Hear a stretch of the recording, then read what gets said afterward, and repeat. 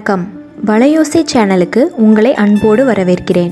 இந்த வீடியோவில் இன்றைக்கி நம்ம பார்க்க போகிறது ரொம்பவே சிம்பிளான அதே சமயம் ரொம்ப டேஸ்டியான பீன்ஸ் பொரியல். இந்த வீடியோவில் நீங்கள் இன்றைக்கி பார்க்க போகிற இந்த மெத்தடில் பீன்ஸ் பொரியல் செஞ்சு பாருங்கள்.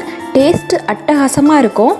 பிடிக்காதவங்க கூட விரும்பி சாப்பிடக்கூடிய இந்த பீன்ஸ் பொரியல் எப்படி பண்ணலாங்கிறத வாங்க வீடியோக்குள்ளே போய் பார்க்கலாம்.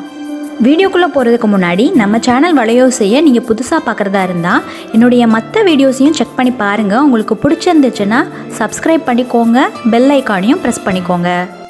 ஃபஸ்ட்டு பீன்ஸை நல்லா வாஷ் பண்ணி எடுத்துக்கோங்க. இந்த க்ளீன் பண்ணி வச்சுருக்க பீன்ஸை இப்போ நம்ம கட் பண்ணிக்கலாம்.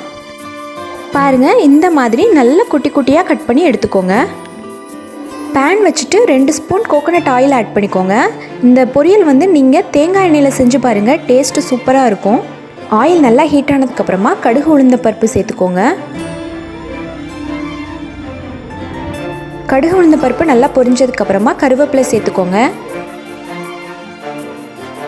ஒரு மீடியம் சைஸ் பெரிய வெங்காயத்தை இந்த மாதிரி நல்லா குட்டி குட்டியாக கட் பண்ணி எடுத்து வச்சுருக்கேன். இப்போ இதையும் சேர்த்து நல்லா வதக்கிக்கலாம்.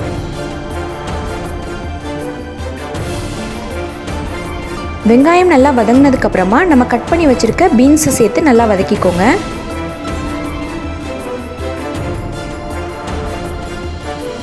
நம்ம ஆட் பண்ணியிருந்த எண்ணெயிலேயே வெங்காயத்தோடு சேர்த்து இந்த பீன்ஸும் ஒரு நிமிஷம் வதக்கிக்கோங்க.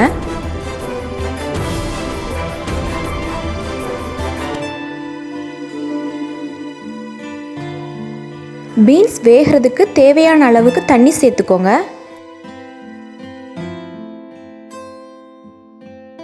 இந்த பொரியலுக்கு தேவையான அளவு உப்பு சேர்த்துக்கோங்க. 1/2 ஸ்பூன் மஞ்சள் தூள் சேர்த்துக்கோங்க.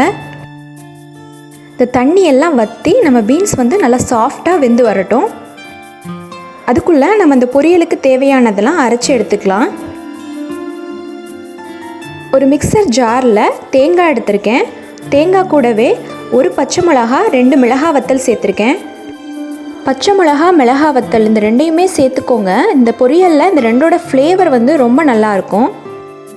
1 ஸ்பூன் ஜீரகம் சேர்த்துக்கோங்க. ஒரே ஒரு பல் பூண்டு சேர்த்துக்கோங்க. அவ்வளோதான். இது எல்லாத்தையும் சேர்த்து நல்லா அரைச்சிக்கோங்க. ரொம்ப நைஸாக அரைக்க வேண்டாம், கொஞ்சம் கொரப்பாக அரைச்சா போதும். இப்போ பீன்ஸ் நல்லா வெந்திருக்கான்னு பார்க்கலாம் வாங்க. தண்ணி எல்லாம் வத்திருச்சு, பீன்ஸ் நல்லா சாஃப்டாக குக் ஆயிடுச்சு. இப்போ நம்ம அரைச்சி வச்சுருக்க அந்த பவுடரை மிக்ஸ் பண்ணிக்கலாம். எல்லாம் சேர்த்து நல்லா மிக்ஸ் பண்ணிக்கோங்க. இந்த பீன்ஸோடு சேர்த்து இந்த தேங்காய், சீரகம் எல்லாம் பச்சை வாசனை போகிற அளவுக்கு நல்லா வதக்கி விடுங்க.